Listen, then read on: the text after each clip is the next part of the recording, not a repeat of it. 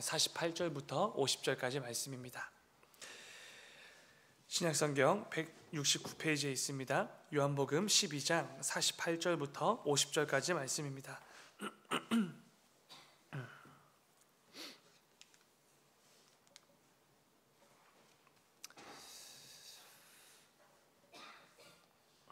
다 찾으신 줄 믿고 우리 오늘 본문 말씀 한 목소리로 함께 읽겠습니다. 시작.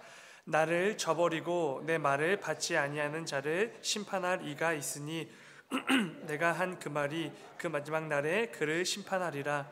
내가 내 자의로 말한 것이 아니요 나를 보내신 아버지께서 내가 말할 것과 이를 것을 친히 명령하여 주셨으니 나는 그의 명령이 영생인 줄 아노라. 그러므로 내가 이르는 것은 내 아버지께서 내게 말씀하신 그대로니라 하시니라. 아멘. 아멘. 새벽에 예물 드리신 분 있습니다. 별꼬동 태명으로 1,000번째 예물 드리셨습니다. 우리 잠시 기도하겠습니다. 사랑의 주님, 우리에게 허락해 주신 또 귀한 한 주간을 또 마무리하는 금요일을 벌써 맞이했습니다. 아버지는 무엇보다 오늘 이 새벽 예배 시간 가운데 말씀과 찬양과 기도로 나아가는 그 순간순간을 통하여서 지난 한 주간을 돌아보고 점검하는 은혜가 있을 수 있도록 주님 인도하여 주시옵소서. 이번 한 주간을 통해서 하나님께서 내가 맺기를 원하셨던 그 삶의 열매가 분명히 있을 텐데 그 삶의 열매를 맺기 위해서 얼마나 애쓰고 또 수고하고 부단히 노력했는지를 꼭 점검하는 은혜가 있게 하시고 그 가운데 부족함과 연약함 속에서 하나님께서 다시 한번 허락해 주시는 그 은혜와 믿음의 결단이 있을 수 있도록 주님 인도하여 주시옵소서. 아버지, 이 새벽에도 하나님께서 허락해 주신 귀한 그 기도의 제목을 가지고 나온 많은 기도자들이 있습니다. 그 기도자들이 기도의 자리에서 마음껏 부르짖고 간구하며 나아갈 때에 무엇보다 하나님 아버지의 마음과 뜻을 깨닫고 분별하는 기도의 시간이 되게 하여 주시고 나에게 그 기도의 제목들을 허락해 주신 그 이유들을 분명히 깨닫는 귀한 이 새벽이 될 수 있도록 주님 인도하여 주시옵소서.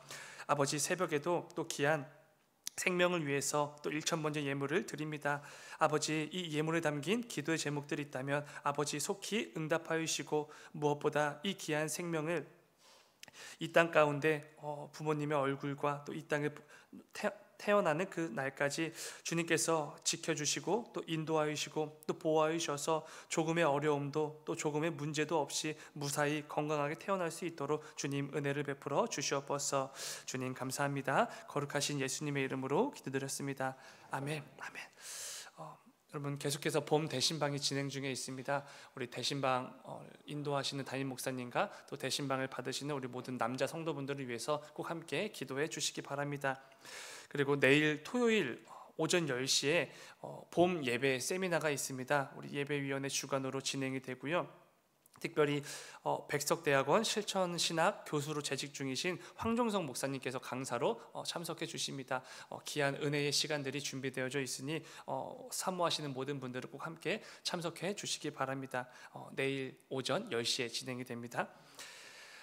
오늘 함께 읽은 말씀을 가지고 마지막 날에 있을 심판, 이런 제목을 함께 말씀 나누도록 하겠습니다.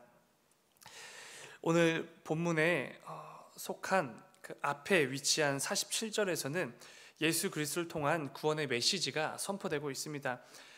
예수 그리스도께서는 이 땅에 우리 모든 죄인들을 위해서, 죄인들을 구원하시기 위해서 이 땅에 오셨다라는 참 귀한 메시지가 선포가 됩니다. 근데 바로 이어지는 오늘 본문 48절에서는 완전히 다른 느낌의 메시지가 이어지게 되는데요. 마지막 날에 그를 심판하리라, 이런 심판의 메시지가 선포되는 것을 보게 됩니다. 끝까지 예수 그리스도의 복음을 거부하고 예수님을 영접하지 않는 자들에게 주어질 심판에 대한 메시지가 예수 그리스도를 통한 그 구원의 감격과 기쁨의 메시지와 이어서 선포가 되는 것입니다. 이처럼 성경은 분명히 말씀합니다. 우리가 예수 그리스도를 믿기만 하면은 영생을 얻게 되고 이 놀랍고 풍성한 은혜를 선물로 받았기 때문에 아무런 대가 없이 그 은혜를 누리게 된다라고 분명히 말씀해 주십니다.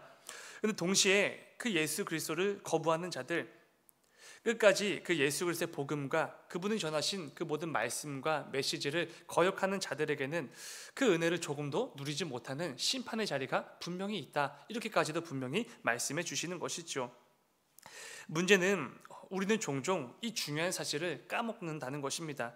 사랑과 은혜와 긍휼의 주님은 늘 굳게 붙들면서도 마지막 날에 심판의 주로 다시 오실 그 주님은 우리가 놓치는 것이죠.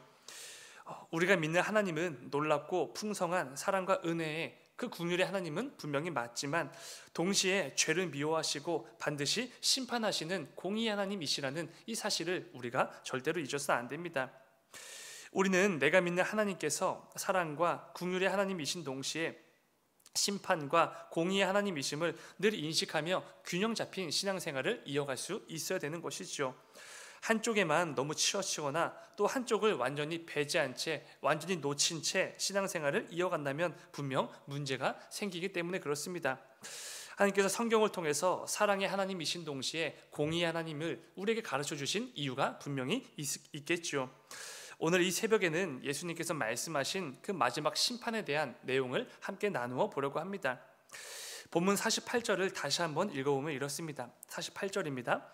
나를 저버리고 내 말을 받지 아니하는 자를 심판하리가 있으니 곧 내가 한 그 말이 마지막 날에 그를 심판하리라. 우리가 아는 것처럼 아기 예수로 이 땅에 오셨던 예수님의 초림에는 심판의 성격이 없습니다. 47절처럼 예수님은 우리를 구원하시기 위해서 이 땅에 오셨기 때문이죠. 그러나 분명한 사실은 48절에서 말씀하신 것처럼 마지막 날 예수님이 이 땅에 다시 오실 그 재림의 날에는 반드시 심판이 이루어진다는 것입니다. 예수님의 초림을 통해 선포된 복음의 메시지를 끝까지 거부하고 예수 그리스도를 끝까지 거절한 죄인들에게는 마지막 날에 있을 그 엄중한 심판대가 분명히 있는 것이죠. 그들은 두려움에 떨며 그 심판대 앞에 반드시 서야만 되는 것입니다. 중요한 것은 마지막 날에 있을 그 심판대 앞에 우리가 서게 된다면 우리는 더 이상 사랑과 긍휼과 은혜와 노하기를 더디하시는 그 자비의 주님을 볼 수는 없다는 것입니다. 그 날에는 예수님께서 더 이상 사랑의 주님이 아니라 심판의 주로 이 땅에 재림하시기 때문에 그렇습니다. 그 심판대 앞에서 우리 주님께서는 오직 공의로만 정의로만 심판을 내리시기 때문에 그렇습니다. 사실 이 말씀은 굉장히 무서운 말씀이기도 한데요. 예수님은 우리를 위해 친히 화목제물이 되어주지 않으셨습니까? 이것은 다른 게 아니라 죄로 인해 죽어가는 우리를 살리시기 위해서 말도 안 되는 사랑과 은혜에 근거한 화목제물이 되어주신 것입니다. 죄로 인해서 하나님과 우리 사이에 세워졌었던 그 담벼락을 허물어 주시기 위해서 친히 화목제물이 되어주신 것이죠. 우리의 더러운 죄가 거룩하신 하나님과의 그 관계를 불편하게 만들었습니다. 절대로 거룩하신 하나님 앞에 우리가 나아갈 수가 없도록 만든 것이죠. 우리는 하나님과 영원한 교제와 화목이 아니라 영원한 단절을 경험하게 된 것입니다. 그런데 우리의 구주가 되시는 예수 그리스도께서 친히 이 땅에 화목제물로 와 주심으로 하나님과 우리 사이에 불편해진 그 모든 관계를 화목하게 원활하게 만들어 주신 것입니다. 그래서 깨어진 교제와 화목을 영원한 교제와 영원한 화목함으로 한 번에 바꾸어 주셨습니다. 예수님은 하나님과 나 사이에 화목을 이루어 주시는 유일한 길이 되어 주신 것이지요. 우리가 하나님과 화목하게 되기 위해서 그리고 구원받은 하나님의 자녀가 되기 위해선 그 유일한 길이 되시는 예수님이 꼭 필요하다는 것입니다. 예수님 외에 그 어떤 것도 우리에게 구원을 줄 수 있는 그 어떤 것이 주어진 적이 없기 때문이지요. 이것이 예수님께서 하늘의 모든 영광을 다 버리시고 우리를 위해 이 땅에 오신 이유지 않습니까? 그렇기 때문에 그 예수 그리스도를 믿지 않고서는 주님의 그 복음을 받아들이지 않고서는 그 누구도 구원을 누릴 수가 없게 된 것입니다. 근데 중요한 것은 오늘 말씀을 통해서 우리가 분명히 알 수 있듯이 그 예수님의 말씀을 끝까지 거역하고 끝까지 믿지 않고 거부하는 자들은 반드시 심판을 받게 된다는 것입니다. 그런데 중요한 것은 이 땅을 살아가는 사람들은 어쩌면 우리 성도들 중에도 이 사실을 인식하지 못한 채 나는 심판과는 굉장히 거리가 멀다 이렇게 생각하며 살아갈 때가 종종 있다는 것입니다. 그러면서 너무나 쉽게 하나님 앞에서 아무렇지 않게 죄를 짓고 자연스럽게 그렇게 죄를 범하면서 살 때가 얼마나 많은지 모릅니다. 부끄러운 얘기지만 여러분도 혹시 불법 주차 딱지를 떼본 적이 있으신지요? 저는 떼본 적이 있는데요. 이 자동차를 이렇게 소유하면서 가장 아까웠던 돈이 이 딱지였던 것 같습니다. 제가 전에 이 볼 일이 있어서 그 강남에 간 적이 있는데 이 주차장이 따로 없더라고요. 근데 그 시간이 이제 임박해가지고 주차장을 찾다 보니까 그 대로변에 다들 차를 주차를 해 놓으셨더라고요. 그래서 저도 원래 그렇게 하는 줄 알고 같이 했는데 갔다 와 보니까 4만 한 몇천 원짜리 딱지가 떼어져 있더라고요. 정말 이렇게 돈이 아까웠습니다. 근데 좀 억울했던 것은 이렇게 수십 대의 차가 주차되어 있는데 그 중에 한 10대 정도만 이렇게 딱지가 놓여져 있더라고요. 제가 이걸 경험한 후로는 아무리 주차장이 멀어도 아무리 주차비가 비싸도 정상으로 주차하는 습관이 생겼습니다. 사실은 강제로 생긴 거죠. 4만 몇천 원짜리 딱지를 떼보니까 3천 원, 4천 원 이런 주차비가 하나도 아깝지 않게 되었습니다. 우리는 이 세상을 살면서 법을 잘 지키며 살고 있는데요. 근데 우리가 법을 지키는 이유는 사실 이 강제성이 있기 때문이죠. 이 법에는 우리가 강제로 지킬 수밖에 없는 어떤 그런 힘이 담겨 있기 때문에 그렇습니다. 내가 이 법을 지키지 않음으로 인해서 내가 받게 될 어떤 불이익이나 법적인 어떤 효력들이 있기 때문에 우리는 법을 반드시 지키면서 살아가지요. 그래서 때로는 법을 안 지키게 되면 저처럼 벌금을 내시거나 아니면 심한 경우 감옥에 갈 수도 있고 또 여러 가지 불이익을 당하게 됩니다. 그래서 우리는 원하든 또 원하지 않든 이렇게 법을 지키며 살게 됩니다. 만약에 이 불법 주차 딱지가 요금이 한 1,000원이거나 2,000원이면 아무도 이 법을 안 지키겠죠. 우리는 이 세상의 법을 어길 경우 내가 경험하게 될 크고 작은 어떤 불이익이나 두려움에 대해서 알고 있습니다. 그래서 어떻게든지 그 법을 지키며 살기 위해 애를 쓰는 것이죠. 근데 여러분, 우리가 성도라면 이 땅을 살아갈 때 진짜 두려워야 될 것은 이런 벌금이나 감옥이 아니겠죠. 우리가 진짜 두려워야 될 것은 이런 것과는 하나도 비교가 할 수 없는 진짜 두려운 영원한 형벌이 있다. 이거를 우리가 정말로 두려워야 되는 사실이지 않습니까? 오직 내 삶을 통해 오직 공의로 나를 심판하시는 그 마지막 날에 있을 그 심판과 그 결과로 주어지게 될 영원한 죽음, 이거야말로 우리가 진짜 두려워해야 될 것이지요. 죄의 삭스는 사망이라 하나님이 정하신 이 법이 있습니다. 근데 나에게 여전히 죄가 남아있다면 우리 역시 이 법에 의해서 처벌을 받게 되겠죠. 우리는 그 죄값을 영원한 죽음으로 갚아야만 합니다. 육체의 죽음이 아니라 영적으로 죽는 영원한 죽음으로 갚아야 되는 것이죠. 그렇기 때문에 우리가 이 땅에서 두려워해야 될 진짜 법은 벌금이나 감옥 따위와는 비교도 할 수 없는 영원한 형벌이 주어지는 하나님의 법이라는 것입니다. 그런데 우리는 거꾸로 생각을 할 때가 있는데요. 세상에 그 유효한 제한적인 법은 어떻게든 지키기 위해서 애를 쓰면서도 영원한 형벌이 주어지는 하나님의 법은 지키지 않을 때가 참 많이 있습니다. 더 나아가서 하나님의 법을 별로 두려워하지 않는 것이죠. 영원한 죽음 자체를 별로 두려워하지 않는다는 것입니다. 왜 그런지 한번 생각을 해봤는데요. 간단한 이유죠. 즉각적인 불이익이나 두려운 상황들이 이어지지 않기 때문일 것입니다. 그래서 우리는 그 4만 원짜리 딱지는 두려워하면서도 영원한 형벌이 예정되어져 있는 하나님의 법 앞에서는 별로 두려워하지 않는다는 것이죠. 하나님 앞에서 죄를 짓는 게 별로 두렵질 않는 것입니다.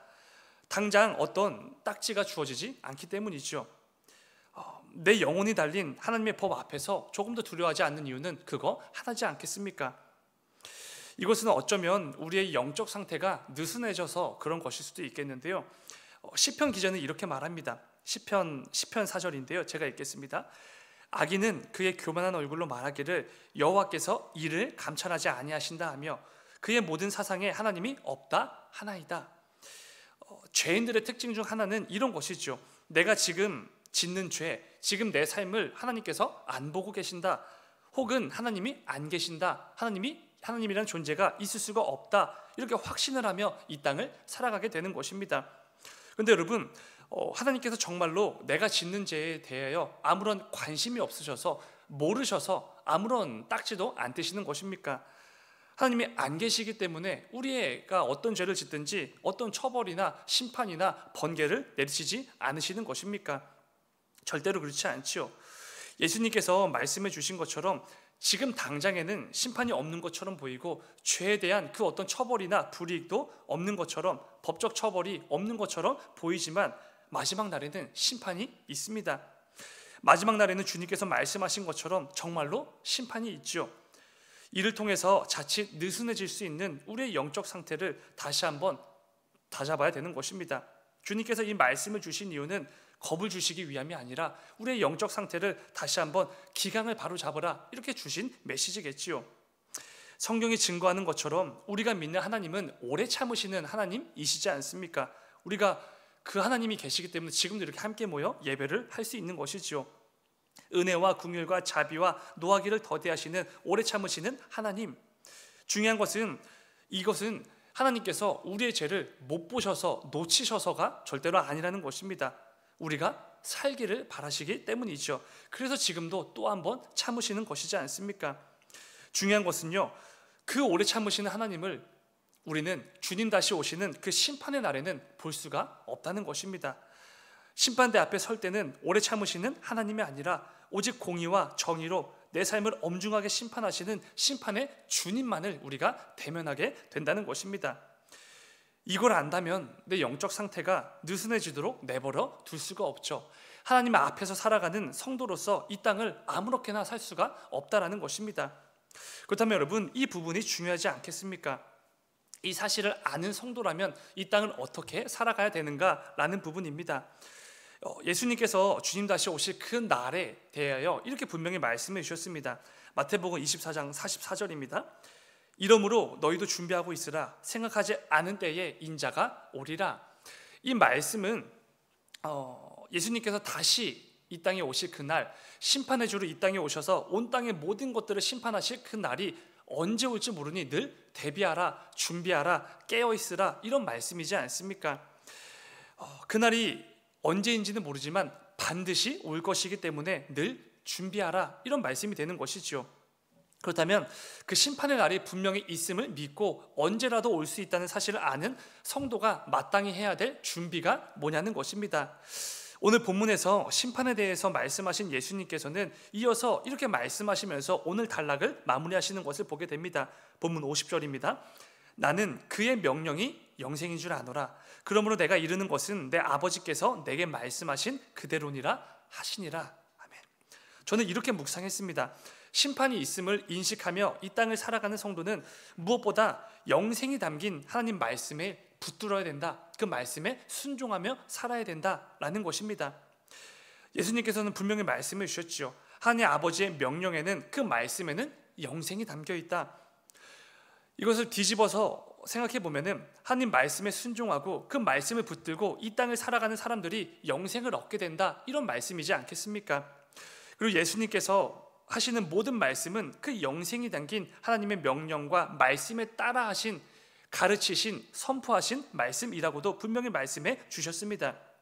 결국 우리가 심판을 받아 영원한 죽음에 처해지는 그런 비참한 삶이 아니라 영생, 영원한 생명을 누리기 위해선 우리 주님 주시는 그 말씀에 순종하는 삶이 필요하다는 것입니다. 내가 원하는 대로 내 만족과 유익과 육체의 정욕을 위해 사는 그런 게 필요한 게 아니라 영생이 담겨있는 그 말씀에 순종하며 사는 것이 이 땅에서 심판을 준비하며 사는 삶이라는 것이죠. 이 세상이 전부라고 여기면서 확신을 하면서 살아가는 사람들은 온갖 죄를 너무나 쉽게 저지르며 살 것입니다. 이 땅이 전부니까요. 그런데 그 가운데 말씀에 순종하며 그래도 믿음을 지켜나가는 성도다운 모습이 우리에겐 있어야 됩니다. 모든 사람들이 마치 이 세상이 영원할 것처럼, 이 세상이 전부인 것처럼 그렇게 살더라도 그 속에서 우리는 달라야 된다는 것이죠. 오늘 말씀에 의하면 예수님의 말씀에 대하여 우리가 어떤 태도를 취하는지에 대해서 완전히 다른 결과를 마주하게 되지 않습니까? 하나님의 기쁨이 되기 위해 힘겹게 그 믿음을 지켜나가는 성도들에게는 분명하고 영원한 상급이 있습니다. 영생이죠. 그런데 끝까지 예수님을 거부하고 그 말씀을 거역하고 순종하지 않는 자들에게는 심판과 영원한 죽음이 기다리고 있다는 것입니다. 부디 오늘 말씀을 기억하시면서 혹시 요즘 내 영적 상태가 많이 느슨해지진 않았는지 꼭 점검하는 은혜가 있기를 원합니다. 예수 그리스도께서 우리에게 심판의 메시지를 주시는 이유는 우리를 겁주시기 위함이 아니라 오히려 이 영생이 담긴 그 말씀을 통해서 말도 안 되는 은혜와 그 사랑을 누려보라고 주시는 것이지요. 이를 통해 내 신앙생활을 긴장감으로 바짝 조이면서 하나님께서 기뻐 여기실 삶을 살아가시는 저와 여러분의 삶이 되시기를 주님의 이름으로 축원을 드립니다. 잠시 기도하겠습니다. 사랑의 주님, 우리는 늘 이 세상의 법은 두려워하면서도 창조주 하나님의 법은 너무나 가볍게 여기면서 살아갈 때가 얼마나 많은지 모릅니다. 아버지, 오늘 말씀을 붙들고 기억하면서 우리의 삶을 점검하는 은혜가 있을 수 있도록 주님 인도하여 주시옵소서. 이 땅을 살아가면서 혹시라도 창조주 하나님의 법을 너무나 가볍게 여기고 하나님이 안 계신다고 확신하며 살아가는 그 사람들과 똑같이 살아가고 있지는 않았는지 꼭 점검하는 은혜가 있을 수 있도록 주님 인도하여 주시옵소서. 그래야 해서 늘 하나님 앞에서 우리가 마땅히 경외함으로 두려움으로 이 땅을 살아낼 수 있도록 주님 은혜를 베풀어 주시옵소서. 주님 감사합니다. 거룩하신 예수님의 이름으로 기도드렸습니다. 아멘. 너희는 이렇게 기도하라.